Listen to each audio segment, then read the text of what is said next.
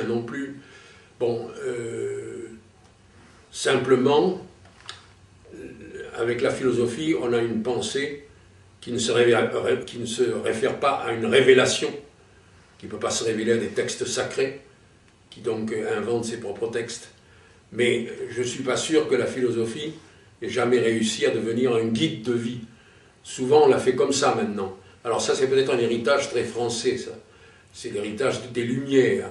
Alors, à l'époque des Lumières, Voltaire, Diderot, Rousseau, Montesquieu, on a le mot philosophie désigne par opposition, notamment à la religion catholique, qui est considérée comme un ennemi par ces philosophes qui pratiquent, qui sont les apôtres de la tolérance et de la liberté spirituelle. Alors donc, la philosophie a pris un sens en France, souvent de guide de vie. Alors je ne suis pas sûr que ce soit un guide de vie. Ce qui est guide de vie, c'est la religion. Alors nous sommes à une époque où justement les religions tendent à perdre leur capacité de guider la vie, même celles qui donnent encore lieu à des fanatismes, à des extrémismes que l'on connaît. Alors donc, je ne crois pas qu'on puisse dire philosophie sage, le philosophe sage ou le philosophe non engagé. Alors, entre parenthèses, le terme d'engagement n'existait pas dans le vocabulaire des résistants, par exemple. C'était pas le mot engagé. C'était un terme d'origine militaire. Engagez-vous dans l'armée française, engagez-vous dans la gendarmerie. Mais on n'employait pas le mot engagé. C'est venu plus tard, avec Sartre.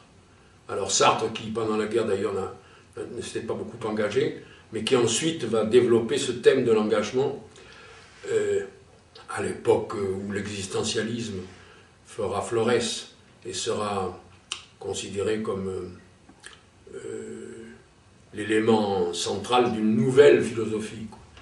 Alors, peut-être dans les questions que vous avez commencé à me poser, mais je pense aux trois questions, pas seulement aux deux premières, mais aux trois questions, il y a peut-être un mot qu'on ne trouve pas, et qui peut-être éclairerait les choses, c'est le mot idéologie. Est-ce que, quand on s'engage, est-ce que c'est par conviction philosophique et sentiment d'une mission du philosophe, ou est-ce qu'on est en proie à une idéologie? Alors je disais que j'avais adhéré aux jeunesses communistes dans le cadre de la résistance sans être marxiste.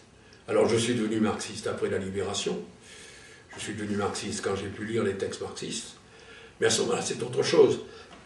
C'est une espèce de, comment dirais-je,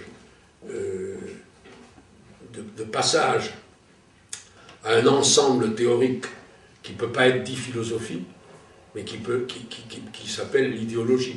Alors dans l'idéologie allemande, Marx, d'une manière très intéressante, définit l'idéologie comme une représentation renversée des rapports humains. Alors prenons des exemples très simples. Quand on dit le roi est le père de ses sujets, en réalité dit Rousseau avant Marx. Rousseau dit la différence, c'est que ce sont les sujets qui entretiennent le roi et non pas le père qui entretient ses enfants. Donc l'idéologie, c'est une vision renversée de la réalité sociale.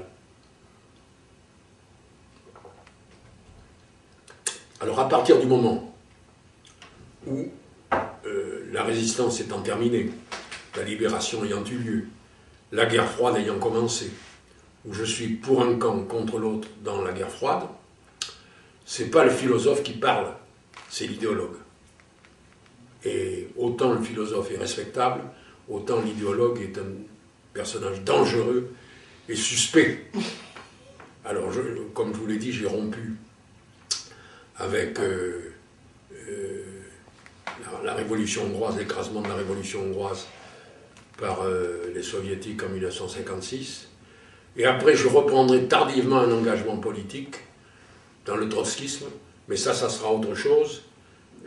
J'aurais été trotskiste quelques années, Mais là, c'est vraiment encore l'idéologie et l'idée d'appliquer l'idéologie dans l'action. Mais au fond, la philosophie comme telle, la connaissance de l'être en tant qu'être, au fond, ne s'applique pas. Très bien. Et l'idéologie marxiste, est-ce que ce ne serait pas une forme de philosophie qu'on tenterait de mettre en pratique, justement, par l'application? Alors, comment dirais-je, dans l'idéologie allemande, qui est l'un des premiers ouvrages de Marx, c'est encore le jeune Marx, Marx dit que c'est fini la philosophie, que la philosophie est morte, et qu'il s'agit maintenant de la science, quoi. Le marxisme se veut science du prolétariat révolutionnaire. Alors, en fait, il n'en est que l'idéologie. Bon, et on l'a bien vu par les échecs économiques et politiques de l'URSS et son effondrement.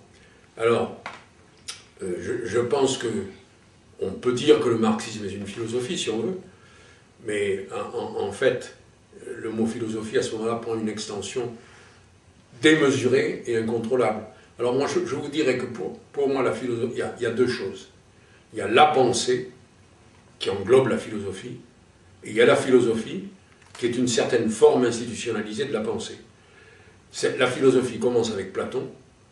Ceux qu'on appelle les présocratiques, ce sont des penseurs, ce ne sont pas encore des philosophes. La philosophie commence avec Platon, et elle se termine avec Nietzsche. Nietzsche, le Zarathustra, etc., c'est la fusion entre le philosophique et le poétique, c'est déjà autre chose. Alors, au fond, je suis en quête, puisque je pense que la philosophie est morte en un sens, la philosophie au sens de cette pensée institutionnalisée dont je viens de parler, je suis en quête de ce que j'appelle la nouvelle pensée. Alors la nouvelle pensée, ça serait une pensée post-philosophique, comme il y a eu une pensée pré-philosophique. Bon, alors pour le moment, c'est un nom qui appelle quelque chose, mais le quelque chose, je ne l'ai pas dans ma poche, sinon je vous le donnerai, et ça se saurait. Mais je trouve ça dur quand même de condamner la fin de la philosophie à Nietzsche. Ben oui, c'est dur, mais... Pourquoi il y aura une fin? Parce que la tragédie grecque a eu une fin, parce que le drame shakespearien a eu une fin, parce que la tragédie racinienne a eu une fin. Ce sont des genres qui sont maintenant devenus historiques. On peut écouter Sophocle avec passion, on peut écouter Racine avec passion, ou Shakespeare encore plus, mais il n'en est pas moins vrai qu'on ne voit pas quelqu'un faire une nouvelle tragédie racinienne ou un nouveau drame shakespearien. Alors la philosophie, c'est un genre de pensée qui a eu un commencement, qui a eu une fin. Qui s'inscrit dans le temps, dans l'histoire en fait. Donc mais de Platon à Nietzsche, ça fait du temps quand même. Oui, effectivement.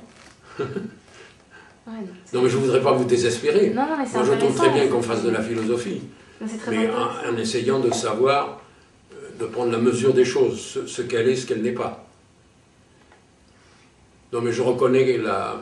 On n'entend pas ça souvent, donc justement c'est très intéressant parce que ça ouvre d'autres portes de réflexion sur la façon de concevoir justement ce qu'est la philosophie d'un point de vue là plus historique et plus... Oui.